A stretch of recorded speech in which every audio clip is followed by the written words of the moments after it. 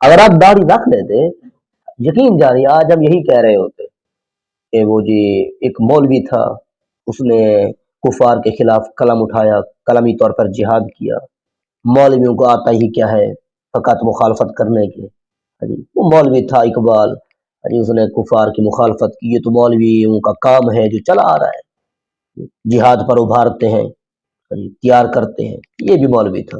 علامہ رحمہ اللہ نے اپنی داڑھی کی قربانی دی ہے اسلام کے لیے، اگر کچھ سمجھے تو۔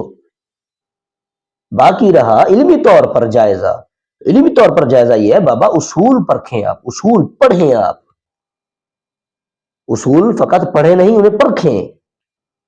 اگر آپ اصول پرکھ لیں گے تو آپ پر یہ مسئلہ بھی بالکل عیاں اور واضح ہو جائے گا، یہ داڑھی والا مسئلہ۔ وہ کس طرح؟ وہ اس طرح کہ اس وقت اسلام کو ضرورت تھی، اس وقت اسلام کو ایسے جہاں بازوں کی ضرورت تھی جو چھپ کر اسلام کا کام کریں۔ سارے تو فرنگیوں کے ہاتھوں بکے ہوئے تھے، سارے تو فرنگیوں کے ہاتھوں بکے ہوئے تھے، لفافے والے تھے، سب پیسوں پر بکے ہوئے لوگ تھے۔ اولا تو چھپ کر کام کرنے کی کوشش تھی، تو علامہ رحمہ اللہ یورپ گئے، چھپ کر کام کرتے رہے، ان کی سرگرمیاں دیکھتے رہے، ان کی سرگرمیاں دیکھتے رہے، اپنی داڑھی کو قربان کر دیا کہ کہیں پہچان نہ لیا جاؤں۔ پھر بعد میں آ کر آپ نے کتابیں رقم کی، اپنی شعر و شاعری کے انداز کے اندر ان کی مخالفت کی، ان کے جو فتنے تھے انہیں عیاں کیا۔ یہ ابلیس کی جو مجلس شور ہے وہ کیا ہے، کبھی آپ نے غور کیا ہے؟ تو یہ ایک بہت بڑی قربانی تھی بابا، اور یہ بالکل اسلامی قوانین کے بالکل مطابق تھی، اسلامی قوانین کے متصادم نہیں تھی، بالکل اسلامی قوانین کے مطابق تھی۔ پڑھیں آپ اصول۔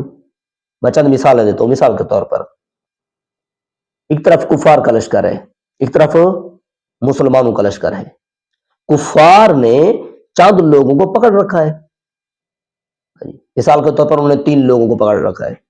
وہ کہتے ہیں اگر تم نے ہمیں یہ ملک نہ دیا، یہ ریاست نہ دی، ہم ان تینوں کو قتل کر دیں گے۔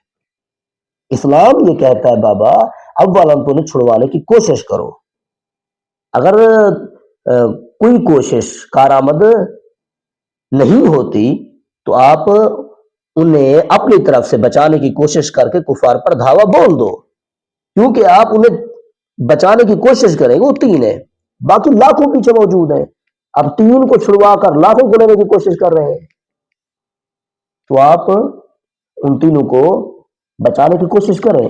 ہاں اگر وہ آپ کے دھاوا بولنے کے اندر وہ اگر شہید ہو جاتے ہیں تو اس کے اندر آپ کو کوئی قصور نہیں ہے، کیونکہ آپ نے لاکھوں کو بچایا ہے۔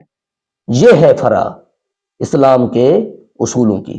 اس طرح کی اور بھی کافی ساری فروعات موجود ہیں، پڑھیں آپ۔ ایک انسان کا قتل پوری انسانیت کا قتل ہے، آپ نے تو قتل کر دیا، آپ نے تو قتل کر دیا، لیکن نہیں، اسلامی قوانین یہ کہتے ہیں یہاں وہ والا معاملہ نہیں ہے، یہاں کچھ اور معاملہ ہے، یہاں کچھ اور معاملہ ہے، یہاں پر کچھ اور اصول چلیں گے، کچھ اور ضوابط چلیں گے، کچھ اور قوانین چلیں گے۔ تو انہی قوانین کو مد نظر رکھتے ہوئے علامہ رحمہ اللہ نے اپنی داڑھی کی قربانی دی، فکری نظریات کو تاکہ اجاگر کیا جائے، انقلابی نظریات کو اجاگر کیا جائے، نظریاتی چیزوں کو اجاگر کیا جائے، مسلمانوں کو جو پست حالی کے اندر گرفتار تھے انہیں پست حالی سے نکالا جائے، انقلاب کی ضرورت تھی، اس وجہ سے آپ نے اپنی داڑھی کو قربان کیا۔ اور یاد رکھیے یہ وہ دور تھا جب علماء ایک دوسرے پر کفر کے فتوے لگا رہے تھے، اس صورت کے اندر علماء بدنام ہو چکے تھے۔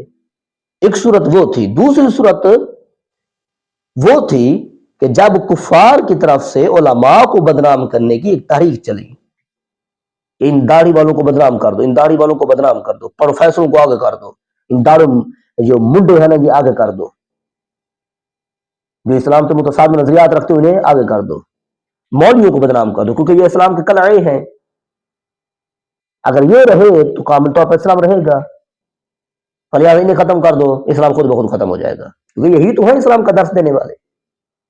تو علامہ رحمہ اللہ نے اسلام کے قوانین پر عمل کرتے ہوئے، حکمت عملی کا مظاہرہ کرتے ہوئے آپ نے اپنی داڑھی کو قربان کیا، اپنی داڑھی کو قربان کیا۔ اب یہ ہر ایک کی اپنی سوچ ہے جی، وہ کیا کچھ بناتا پھرے جی۔ اگر علم ہے، علم کی رتی موجود ہے اور اسلامی قوانین سے آشنا ہے تو میں سمجھتا ہوں اس کے لیے تو جواب کافی ہے۔ ہاں، اگر علامہ رحمہ اللہ سے قلبی طور پر کوئی اسے حسد یا بغض محسوس ہوتا ہے یا وہ محسوس کرتا ہے علامہ رحمہ اللہ کی ذات سے، تو اس کا کوئی علاج نہیں ہمارے پاس، وہ آج کل عام ہے، بغض اور حسد آج کل بالکل عام ہے۔ باقی علم والے کے لیے جواب میرے نزدیک کافی ہے۔ اللہ تبارک و تعالی ہمیں سمجھنے کی توفیق دے۔ اور ان اصولوں کو پڑھنے کے لیے ایک بات اور بھی یاد رکھیں، ان اصولوں کو پڑھنے کے لیے آپ اصول کی کتابیں پڑھیں، الاشباح والنظائر پڑھیں جی۔ صرف الاشباح والنظائر پر اکتفا نہ کریں کیونکہ وہ جامع کتاب ہے، اس وجہ سے علماء کہتے ہیں اس سے فتویٰ نہ دیا جائے، فتویٰ نہ دیا جائے۔ اس کی شروحات پڑھیں، عربی جو شروحات ہیں، اور دوسری بڑی کتابیں پڑھیں جو اصول پر ہیں، اصول افتاء پر ہیں جی، اصول تکفیر پر ہیں، ایسے اصول کی کتابیں پڑھیں تو اس طرح کے مسائل انشاءاللہ تبارک و تعالیٰ آپ کو حل نظر آئیں گے۔